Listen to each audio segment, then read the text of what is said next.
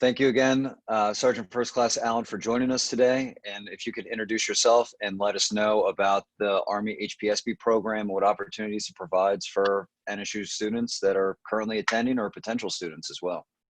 Absolutely. As you said, I'm Sergeant First Class Allen. I've been a medic in the Army for about 12 years now.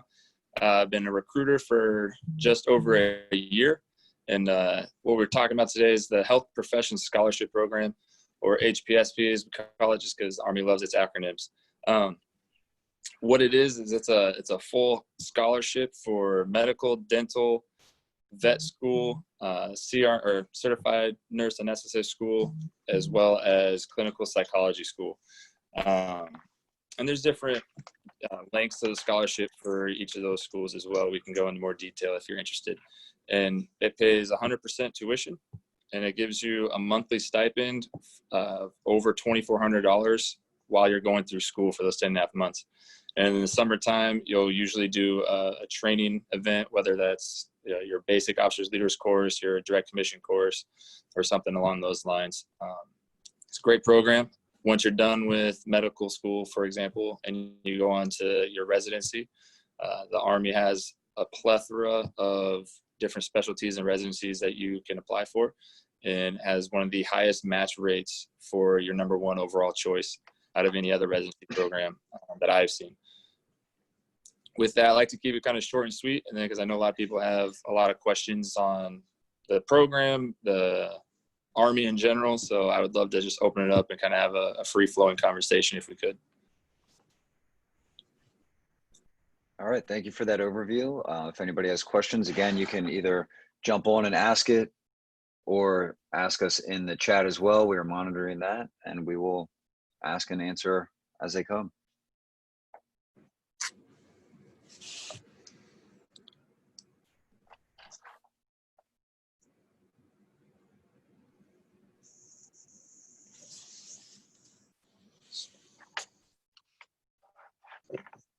So maybe I'll just kick it off and ask a couple of basic questions, and maybe they'll pique some interest.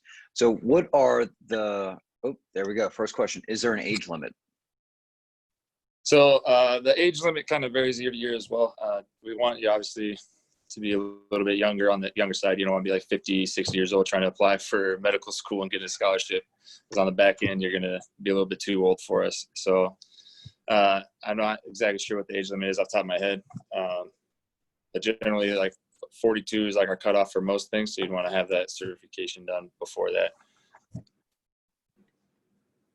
But as with everything the Army has, it's waivers and exceptions. So if you do have a concern about the age, we can definitely talk more one-on-one for those things. So another question just came across. I'm assuming you can read it as well, but I'm going to just read it out loud for anybody that's watching this later. Is occupational therapy school included in the scholarship? So occupational therapy school is not included in the scholarship. We do have limited options or positions for occupational therapists, but it's after they've already completed their schooling. They could apply for the direct commission option, when there's some different incentives that change year to year for those positions as well. And what would the steps be just for somebody that's initially looking at it? Let's just say a sophomore that's currently attending NSU and is in the biology pre-med kind of pathway. What would their steps be to starting the process? Yeah, absolutely. So the big steps, depending on which route you're going, whether it's medical or dental school, either way, once you kind of hit that senior year, you're going to start that application process for those schools, generally speaking. And so once you start that application process and you get your assessment done, or your or say the optometry test as well, and you have those scores and you've actually actively been applying to schools, you can come talk to one of the healthcare recruiters for the Army, and we will set you up on the pathway, do the whole application process, which can take anywhere from 1 to 6 months, and then get you selected and started. And then once you get your letter of acceptance, we'll get your commission going and commission you as a second lieutenant into the Army, and get just the scholarship going with the stipend. And are there any limitations on which medical school you can actually attend? Yes and no. So the only limitations is that it has to be accredited within the United States. You can attend any medical school from Hawaii to Alaska to New York or Washington State to Miami. As long as they're accredited, then you're good to go.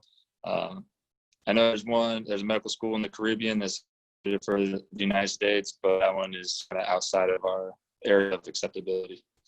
Mhm. How many numbers of scholarships are provided each year? And are they specific to X amount of scholarships for medical or dental or psychology? So the numbers are specific to the different types of schools. For medical school, we have a little bit each year depending on the Army needs. I think last year was like 175 total for medical school, and then dental school and everything else is drastically less. I know we're on mission, I think, for like 12 to 20 total dental school scholarships. Excellent. I was go ahead, going to Kelly. jump in. So, sorry, Allie, sorry you cut out. So usually for, just like Sergeant Allen said, it depends on the year and the Army's need for how many scholarships are available. And then it also depends on the profession that you're going into. On average, usually the medical school has the most scholarships at 255. Dental school usually has 75. CRNA usually has 5, and then your optometry, well, your vet, I think, has around 20. I'm not sure about that one. But optometry and clinical psychology is below 10 usually. One of the questions that we got in the chat, so you get accepted into the school and you're applying for the HPSP program. What is required for an individual to be qualified for that HPSP program, even if they got into, let's just say, an issue medical school? Okay, so the minimum requirements is, like, educationally speaking, is you got to have at least a 500 or higher overall on the MCAT with 124 in each of the subcategories or higher, obviously. 3.2 GPA or higher for your undergrad degree.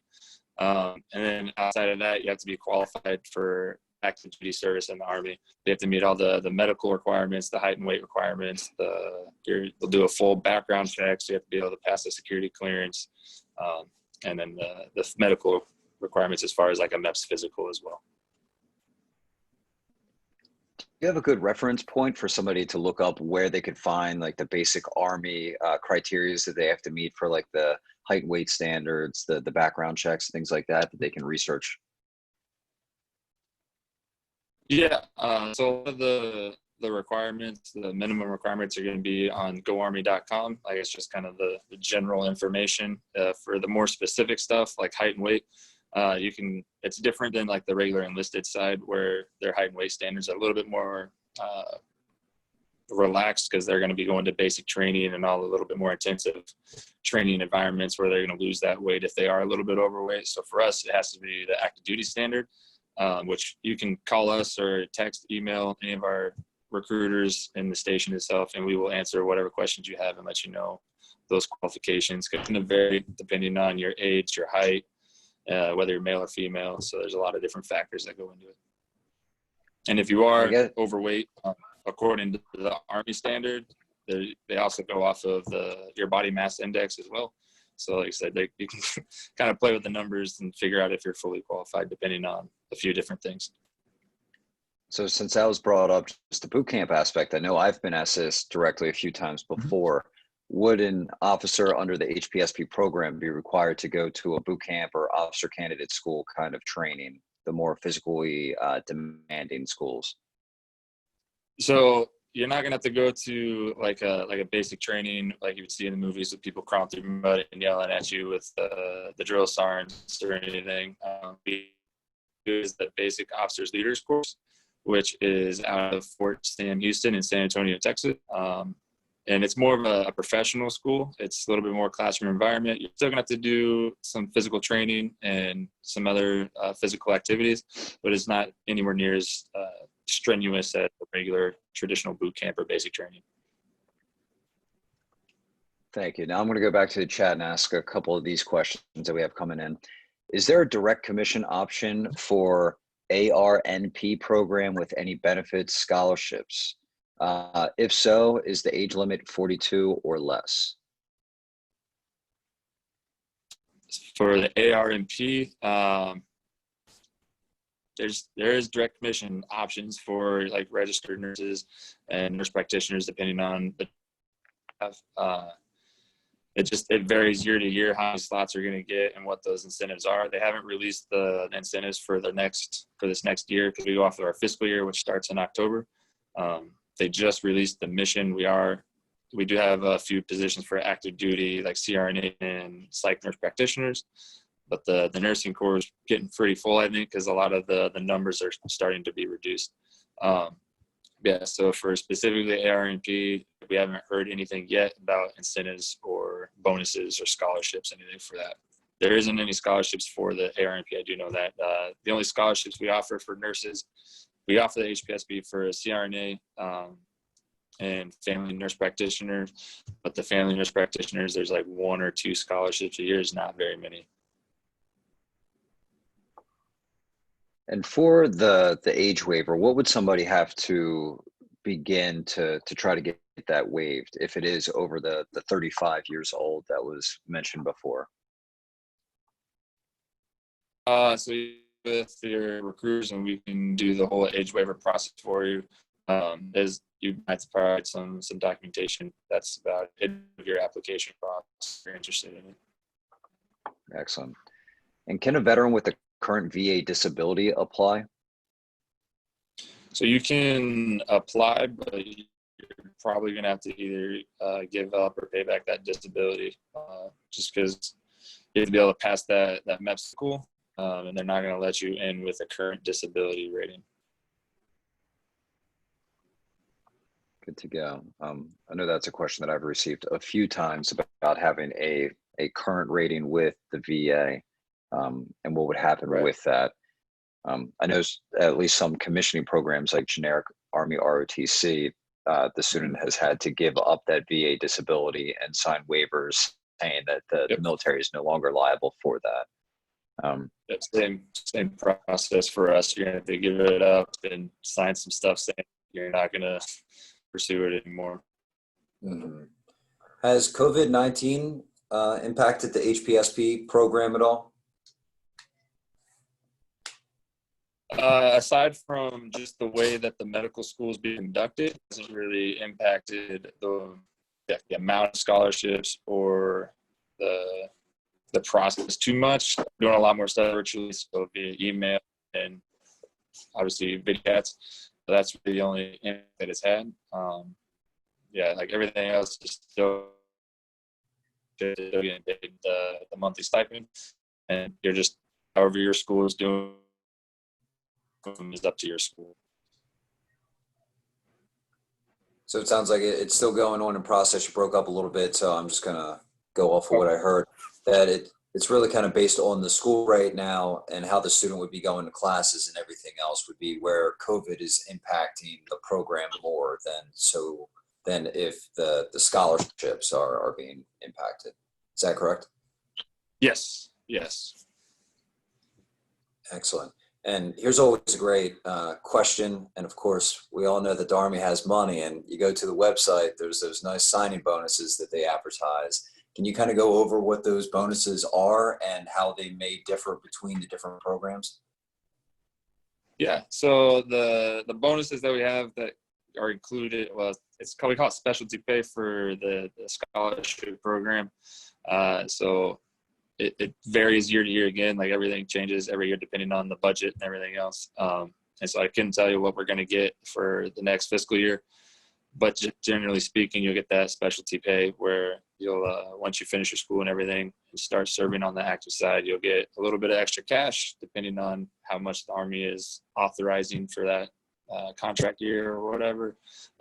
it'll get thrown your way. And then once you complete like your initial obligation, there can be retainment or reenlistment bonuses essentially. Renew those contracts, you can get more, you'll come at like an annual rate.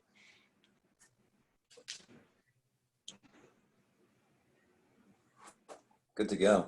And what can someone expect once they're through the program, once they're commissioned and they're actually in the Army, in the fleet, they're actually practicing? What kind of lifestyle are they expecting? Are they still living in the barracks, living in bunk beds, kind of living that Spartan lifestyle?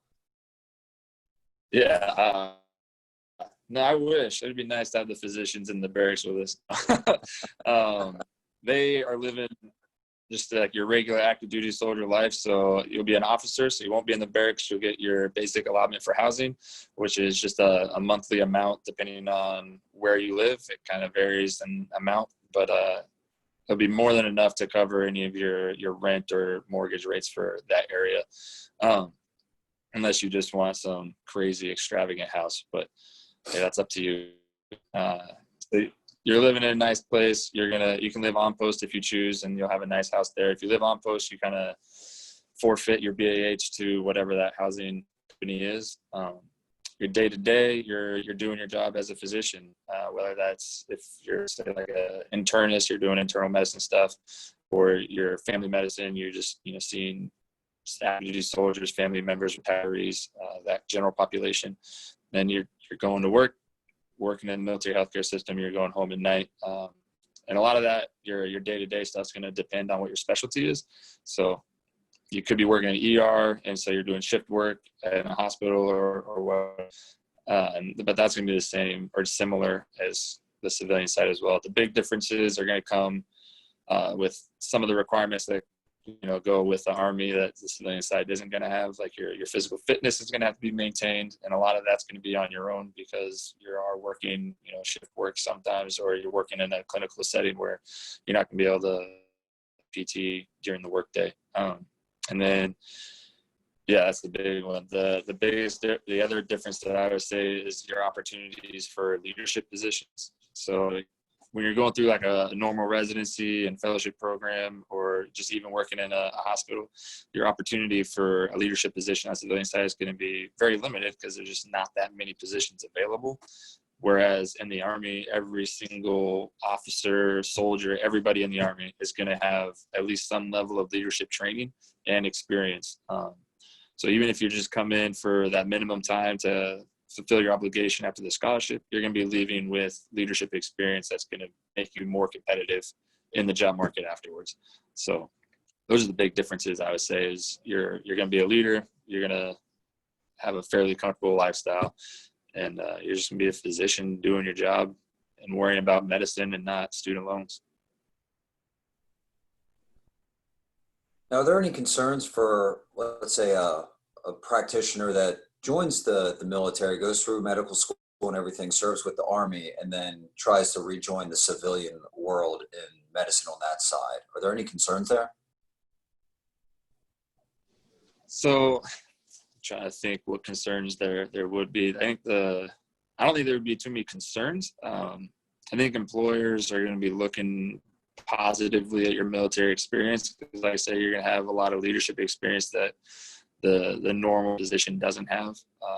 And if you have, depending on what your experiences were in the military, say you had the opportunity to deploy to a remote environment, whether that's combat related or a humanitarian mission or whatever, those experiences are going to set you apart in the long run. So I feel as though if you have that Army experience, you're going to have a more competitive edge over your peers in the civilian job market.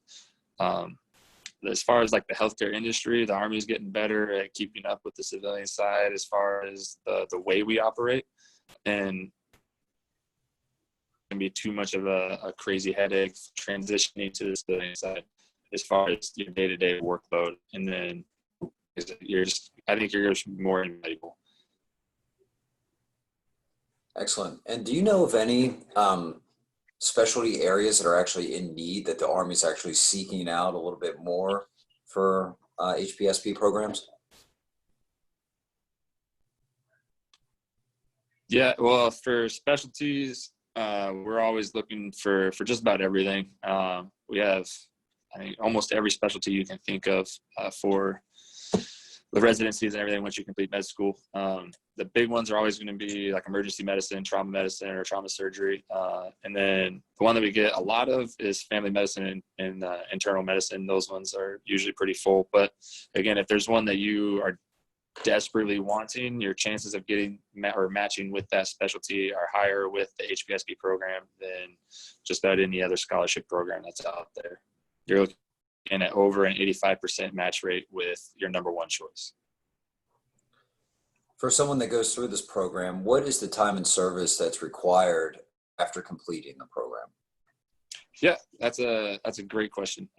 So for the HPSP program, for every year that you partake in the scholarship, you're going to owe 1 year of active duty time once you complete your residency. The only real caveat or difference is if you do a residency that is, fairly long, like a surgical residency, for example. If your residency is longer than your scholarship amount, you're going to do the length of that residency.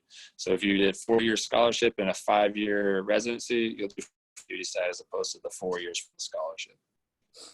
But while you're going through that residency, you're also getting paid as a lieutenant in the Army, and you're getting full active duty pay and benefits. Good deal. What about for direct commissioning for an individual that's already practicing medicine? For the service requirements for a already practicing physician, some of that's going to be based on what incentives you choose. So certain incentives are going to have a longer obligation than others, but generally speaking, you're looking at a minimum of 2 years, but normally we see about 3 or 4 years for people to get a little bit more out of their incentives. So for the loan repayment option specifically, the long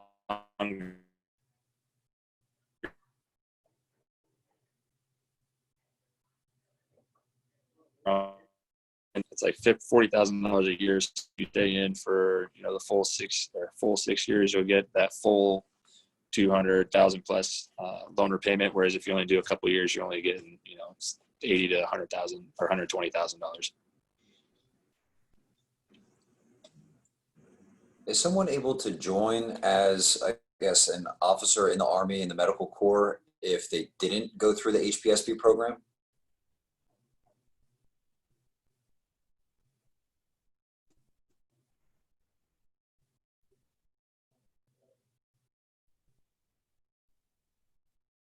Looks like we're having some lagging again.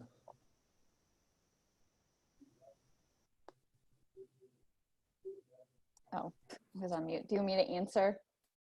Sure. Go ahead, Kelly. Yeah. Oh, there he goes. Maybe. It just cut out a little Am I back? bit. Sorry for us, Alan. Yeah, you're back now, so we can hear you. Oh, I didn't get the whole question. It cut out on my end as well. So what was the question? Is someone able to join, I guess, the Army Medical Corps that didn't go through the HPSP program? Let's say they're finishing their residency and they just didn't know about the program and they want to serve their country through the Army. Is there a way for them to jump into the military through that any other way? From their residency? Is that where it's still kind of chopping up a little bit? I'll try to make sure, see what we got. Residency, or I guess into the program already, like they were unaware of the HPSP program, they're going to medical school and Okay. they realize there's this opportunity to serve the military as a doctor. Yeah, so for HPSP, we have different lengths of scholarships. So we have the 4-year scholarship, which will cover your whole medical school. And say you missed out on that, so the 4 years, so you just didn't know about it or whatever, and you're in your first year of medical school, you can apply for a 3-year scholarship. And depending on, again, like the needs of the Army, occasionally they'll release and let us do a 2-year scholarship for medical school as well. If you miss completely and you're like in your last year of medical school and you're looking at going into your residency, we have other programs that will help you in your residency. It's not like a scholarship, obviously, because you're not going to school anymore. You're in a training program or an internship or however you want to look at it. But we have what we call the STRAP program, which stands for the Specialized Training Assistance Program. And that's an Army Reserve program, but it gives you that same $2,400 plus a month while you're going through your residency.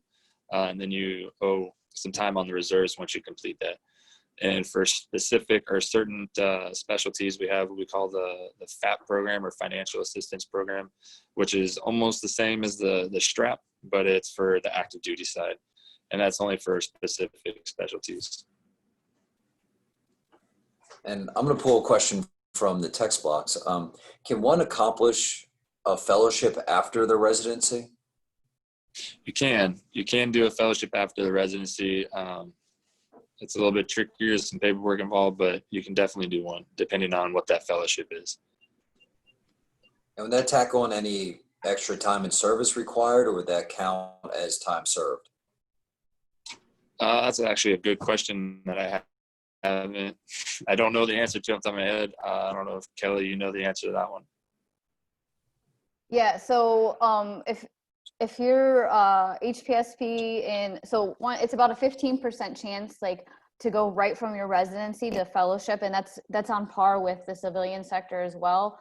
Most people want that experience, and then later on when you can apply for a fellowship through the Army and our various partnerships, just like you would in the civilian side, because most of the time you wait 5 to 10 years to apply for a fellowship.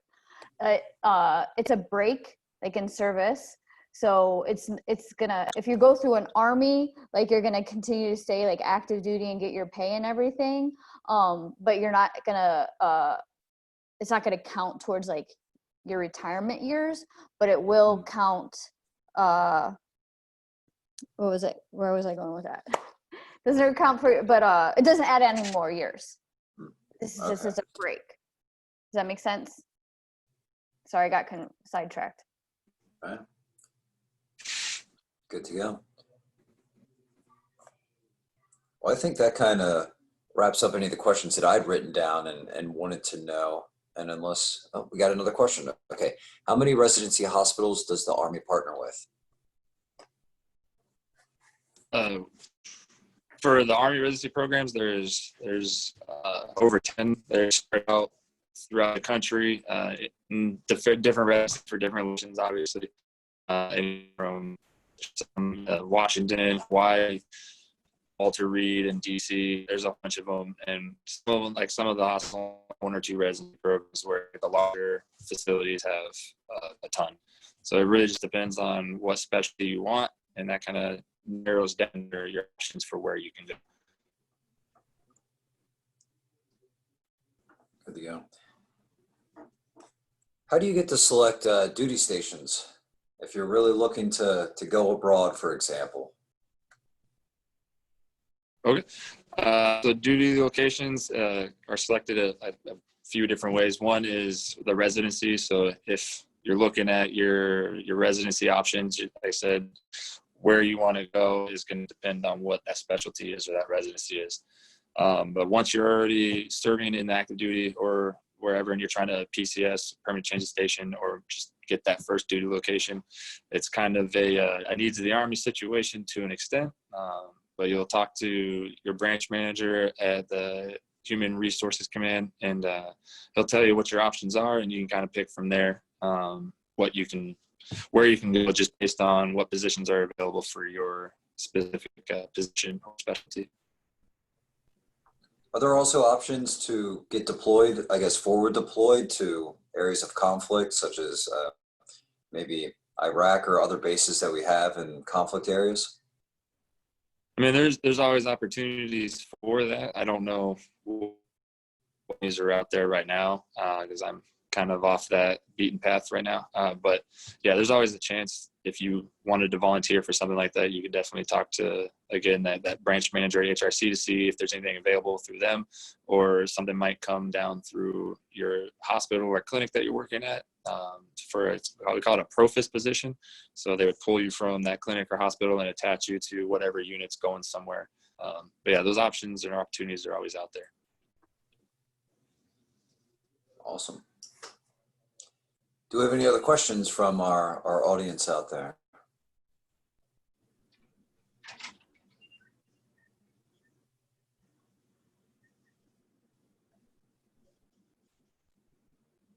All right. I guess any closing statements, anything else that wasn't brought up that you'd want to cover before we kind of sign off? Both Sergeant First Class Allen and I guess Kelly.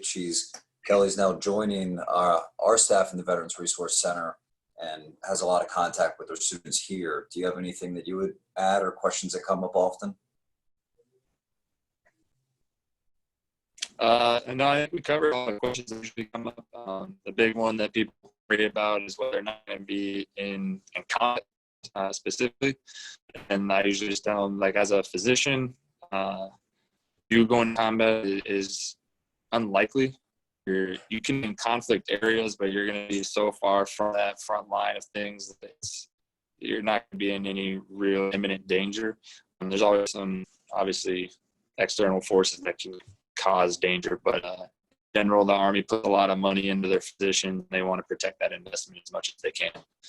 So I wouldn't worry about it. If you wanted to get closer to the fight, like I said, become a trauma surgeon and try to get on a forward surgical team or something like that, and you have the opportunity then. But in general, the physicians are going to be safe from the combat environment.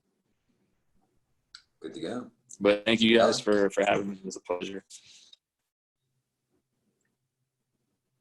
Kelly, any last remarks? Save rounds? No, I'm good. Thanks, Sergeant Allen, for participating in our speaker series. Yes, we greatly appreciate it. Thanks and for having me. It's wonderful. We'll definitely host you in our actual Veterans Resource Center, which is now located in the Carl DeSantis building once the school opens up. So we'll be more than accommodating to have you all there. Use our space available. One team, one fight. So thanks everybody for attending, and we will be posting this on YouTube later. Thanks again. I'm going to stop recording in just a moment.